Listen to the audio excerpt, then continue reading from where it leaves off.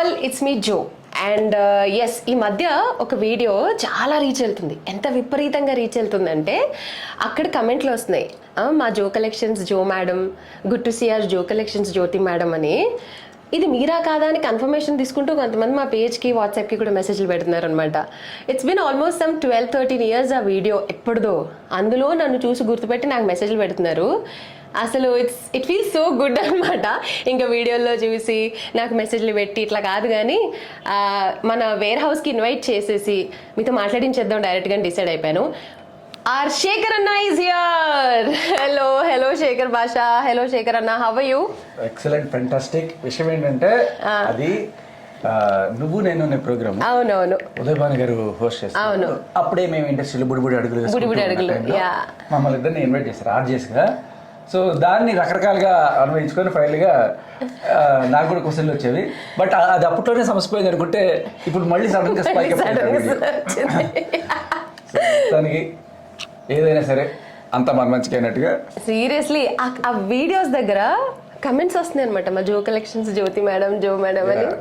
So నీకు నాకు ఒక సిమిలారిటీ ఉంది. చెప్పు. అంటే నీదేమో జో కలెక్షన్స్, నావి జోక్ కలెక్షన్స్. మొదలు పెట్టేశాడు అసలు, ఇంచ్ గ్యాప్ కూడా స్టార్ట్ చేసేస్తాడు. ఆనిమత్యాల్లోకి వెళ్దాం. But before that Shekhar, it's been a week that your out of Bigg Boss కదా. సో ఈ 1 weekలో వచ్చినప్పటి నుంచి ఇప్పటిదాకా ఈ యొక్క జర్నీ ఎలా ఉంది చెప్పు. పరిగెడుతూనే ఉన్నాను. బిగ్ బాస్లో ఉన్నప్పుడు టైమే కదిలేదు కాదు. పొద్దున్న అవుతుంది, అట్లా ఇట్లా తిరుగుతూ ఉంటాం. ఏం చేయాలి, ఏం ఉండదు, ఫోన్ ఉండదు, టీవీ ఉండదు, ఒకరితో ఒకరు మొహాలు చూసుకోవాలి. ఇంకా చాలా అంటే చాలా స్లోగా గడిచేది రోజు. బయటకు వచ్చిన తర్వాత ఒక సెకండ్ అని గాలి పీల్చుకోవడానికి టైం దొరికితే సార్ అలా ఉంది పరిస్థితి. Non stop interview. సో అక్కడ నిజంగానే నో క్లాక్, అసలు టైం ఎంత ఏందో తెలియదు, రోజు ఎట్లా ఉందో తెలియదు, బయట ఏం జరుగుతుందో తెలియదు. ఏం తెలియదు అంతే. సీరియస్లీ బయటకు వచ్చిన తర్వాత బయటలే బయటలు. మా భాషలో బయట అంటే మీడియా భాషలో ఇలా ఇంటర్వ్యూలు ఇవ్వడం అనేది బయట అంటారు అనమాట. సో శేఖర్, ఇప్పుడు బాగా పాపులర్ అయిపోయావు, స్పెషలీ నీ ఆనిముత్యాల వైస్. సో ఇప్పుడు నాకు రమేష్కి ఒక అంటే మా జో కలెక్షన్స్ బ్యాచ్కి ఒక ఆనిముత్యం వదులు, అది నేను ఆన్సర్ చేయగలిగితే గ్రేట్ అనమాట. ఓకే, బోల్డెన్ చీరలు ఉన్నాయి కదా ఇక్కడ. ఏమేమి చీరలు ఉన్నాయి? కోరా ఉన్నాయి, బనారసి ఉన్నాయి, ఆర్గాన్జా ఉన్నాయి, బెనారస్ పట్టు ఉన్నాయి, కంచి పట్టు ఉన్నాయి, ధర్మవరం పట్టు ఉన్నాయి. నేను ఎవరో గుర్తుపట్టు ఇది ఉందా? ఈ పట్టు లేదు మీ దగ్గర. ఓకే, ఏదైనా సరే మన క్రిస్టియన్ ఉంటాడు, రకంగా ఉంది అంటాడు. ఒక రకంగా ఉంది. మార్జీ క్రిష్ రెగ్యులర్ గా అంటాం, బాగుందా అని అడిగితే బాగుంది అనకుండా ఒక రకం అంటాడు. శారీ కనుక రకంగా ఉందన్నాం అనుకో, అది ఫిజికల్ గా ఉందని దాని అర్థం అనమాట. శారీ రకంగా ఉందని. ఓహో, శారీ రకంగా అంటే ఫిజికల్ గా ఉందన్నమాట. ఓహో, ఓకే. శారీ ఒక రకంగా ఉంది అంటే దేని సవర్ణ దీర్ఘసందా ఒక తీసేయాలి. చాలా కష్టం. సో బేసిక్ గా you need to be sari రకంగా ఉంది. ఓకే, చాలా ఇంటెలిజెంట్. శారీ రకంగా కాదు, శారీ రకంగా. శేఖర్, శారీ రకంగా మొత్తం నేను ఉన్నది తెలిసిన కూడా చెప్తాను నేను. సరే, మా వాళ్ళకి ఒక డీటెయిల్, సరే నాట్ రిలేటెడ్ టు శారీస్ పోనీ, ఎనీథింగ్ ఏదో ఒక ఆనిముత్యం మా వాళ్ళకి ఒకటి అడుగు, మా వాళ్ళు గుర్తుపట్టాలి. యాక్చువల్గా బిగ్ బాస్ లో ఉన్నప్పుడు బాగా హిట్ అయింది. నాగార్జున గారు కూడా పక్క నవ్వింది ఏంటంటే చి రాకు అని చెప్పి. కానీ రాకు అనుకుండా చి రా అన్నాం అనుకో, అదే చీర. కాపుడు ఏంటి ఈ ఫ్లో ఇలా కంటిన్యూ అవుతానే. సో ఒక రిడిల్ అడగవైతే నువ్వు ఒక చీర పెట్టుంటే బాగుంటుంది. ఇక్కడే ఉన్నాగా, బోల్డ్ ఉన్నాయి, చూస్తున్నాను ఎదురుగా. ఎటు చూసినా చీర. చి రాకు అంటే రారు, రా అంటే చీర వచ్చేస్తుంది అనమాట. కొరియర్ చేస్తాం మేము. కొరియర్ కూడా ఆన్లైనే కదా. Very nice. ఆన్లైన్ కాబట్టి చక్కగా కొరియర్ చేస్తాం మనం. Very nice. సో ఇప్పుడు ఆలోచించేస్తున్నాం కదా. అయ్యో, all countries with in India అయితే ఫ్రీ షిప్పింగ్, అదర్ కంట్రీస్ అయితే వి చార్జ్ ఎక్స్ట్రా, బట్ అన్ని చోట్లకి డెలివరీ చేస్తాం. శభాష్. మా ఆవిడ కూడా రీసెంట్ గానే అయింది. అవును, డెలివరీ మొదలు పెట్టాడు. అసలు గ్యాప్ ఇవ్వడం, అసలు చిన్న బాబుని తీసుకుని వచ్చాడు ఇవాళ వేర్ హౌస్ కి. I seriously want to show. బాబుని చూపించేద్దాం అని, అంత క్యూట్గా ఉన్నాడు, నిద్రపోతున్నాడు. చిన్న పాప కూడా వచ్చింది. పాప ఏజ్ ఎంత శేఖర్ ఇప్పుడు? 3 ఏళ్ళు పాప. ఇప్పుడే జస్ట్ 1 week బ్యాక్ పుట్టిన బాబు. సో లోపల సేద తీరుతున్నారు అనమాట. సరే, what's that one thing that you like about Bigg Boss Shekhar? Bigg బాస్లో నాకు నచ్చేది అక్కడ జనరల్గా టైం తెలియకపోయినా కూడా అక్కడ గడిపిన ఒక్కొక్క సెకండ్ ఇక్కడ కొన్ని యుగాల మైలేజ్ ఇచ్చింది.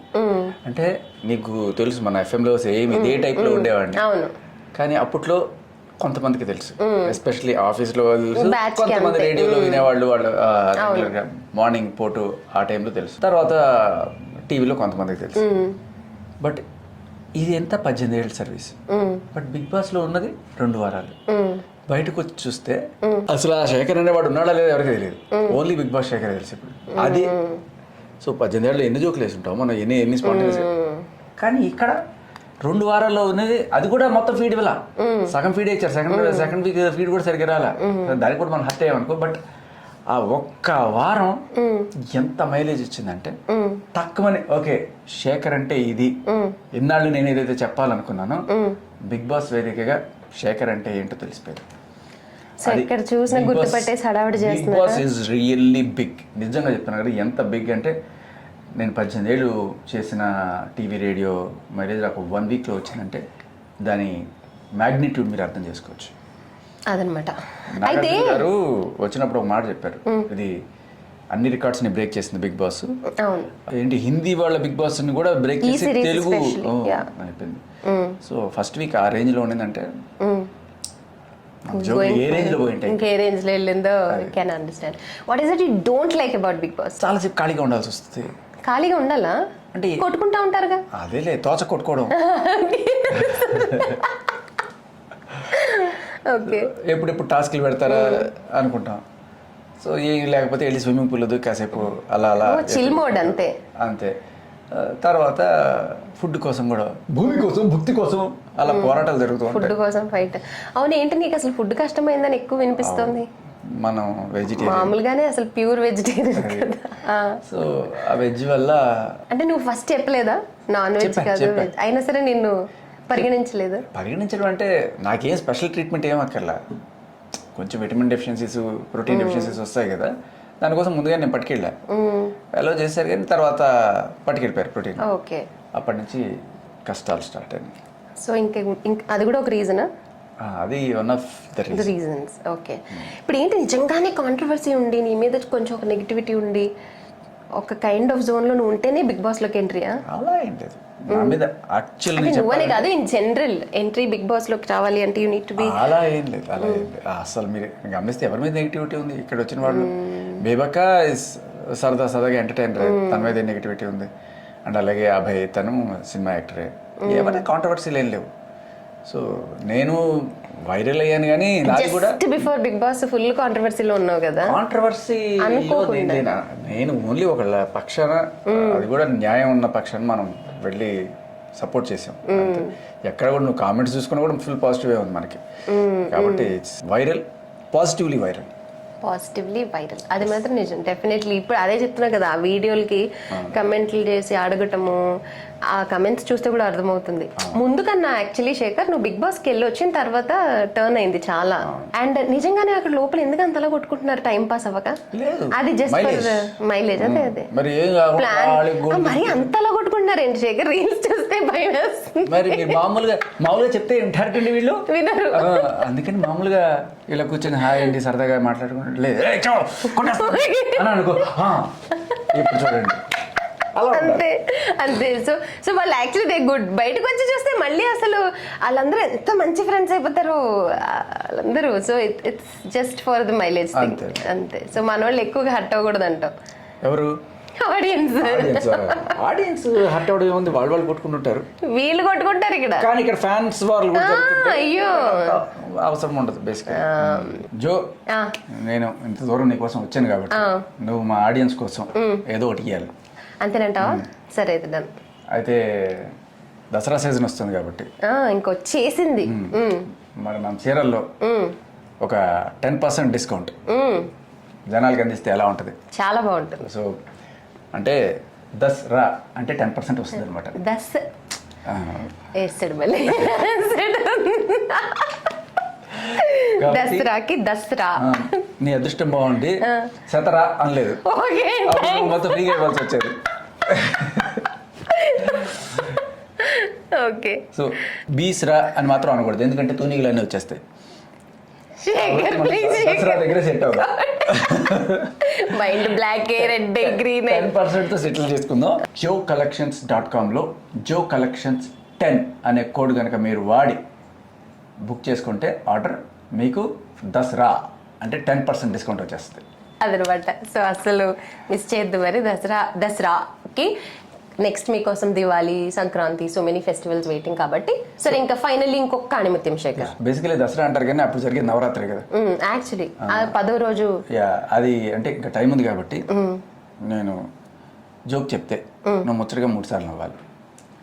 ఓకే. కాకపోతే నేను జోక్ చెప్తే నువ్వు నవ్వడం వేరు, ఓకే. నువ్వు నవ్వితే నేను జోక్ చెప్పడం వేరు. ఇది రివర్స్ అనమాట. ఓకే సరే. 3 సార్లు నువ్వు. సో దీన్ని 3 సార్లు నవ్వడానే నవరా 3 అంటారు అనమాట. ఓకే సరే మరి. ఓకే ఫైనల్లీ మా జో కలెక్షన్స్ ఫాలోవర్స్కి ఏమైనా చెప్పు. సో జో కలెక్షన్స్లో నేను చాలా చీరలు చూశాను అండ్ మా ఆవిడని అర్జెంట్గా హాస్పిటల్ తీసుకెళ్దాం అనుకుంటే వచ్చేది కూడా లేదు. ఇక్కడ చీరలు చూస్తే ఇక్కడే అతుక్కుపోయేటుంది. బట్ ఏదైనా సరే ఇమీడియట్గా తీసుకెళ్ళాలి. So very trusted page and most reviews వచ్చిన మంచి కలెక్షన్స్ ఉన్న పేజ్ జో కలెక్షన్స్. అస్సలు మిస్ అవ్వకుండా ఈ పేజ్లో మీరు ఆర్డర్ చేసుకోండి. joecollections10 దసరా కోడ్ మాత్రం మర్చిపోకండి. ఫైనల్లీ ఎప్పుడైనా అసలు వదినకి ఏదైనా ఒక చీర పట్టుకుని ఇంటికి సర్ప్రైజ్ చేయడం అలాంటిది ఎప్పుడైనా జరిగిందా? ఒక్కసారేనా? నాకు అనిపిస్తూ ఉంటుంది, బీరువండా చీరలు పెట్టుకుంటారు, ఇంటికి వచ్చిన ఏ రోజైనా కట్టుకుంటారా, నైటీలు వేసుకొని కనబడతా ఉంటారు కానీ. ఓహో అట్లా వచ్చావా? చాలాసార్లు అడుగుతుంటా. హలో 2 బీరువాలు అంటే చీరలు ఉంటాయి. సరే ఉన్నాయా, నైటీలు ఉన్నాయా, చీరలు ఉన్నాయా కాదు, యూ ఎప్పుడైనా గిఫ్ట్ చేసావా, సర్ప్రైజ్ గా ఒక్క చీర నీ చేతులతో తీసుకెళ్ళావా? ఒకసారి తీసుకెళ్ళాడు గుర్తు అయితే అడగాల్సిందే, లోపల ఉన్నారు అడుగుతాను నేను. సరే ఒకవేళ ఇవ్వలేదంటే చెప్పేసి ఇప్పుడే సర్ప్రైజ్ చేద్దాం. ఇవ్వలేదంటావా? ఇచ్చాను ఒక pink colour with gold border ఏదో ఉన్న ఒక చీర నాకు ఎప్పుడో ఏదో ఎక్కడికో వెళ్తే నచ్చింది, అది తీసుకొని ఇచ్చాను. గిఫ్ట్ చేసావు. అది మరి ఈవిడికి ఇచ్చాను. మొన్న నేను యాక్చువల్లీ ఊరికి మన పాడ్కాస్ట్ లో అడిగాను అనమాట, జనరల్లీ హస్బెండ్స్ వైఫ్ కి చీరలు సర్ప్రైజ్ చేయరు, ఇవ్వరు అసలు ఎప్పుడు కొని అని చెప్పి చాలా మందికి కంప్లైంట్ ఉంటుంది. అవునా కాదా అంటే అందరూ అవును అవును అవును అవును, వాళ్ళు ఇచ్చినా కూడా మాకు అక్కర్లేదు, అదేదో వాళ్ళు డబ్బులు ఇస్తే చాలంటారు. సో అంటే ఒక చీర కాదు 2 చీరలు ఇవ్వాలని వాళ్ళ ఉద్దేశం. డబుల్ అంటే 2 కదా అలా. సరే మరి అయితే ఉంటామే. నమస్తే. ఫైనల్ ఒక కవిత కూడా చెప్తా. చెప్పేస్తే లోపల ఉంది బనియను, నేను మా ఆవిడికి కొనియను.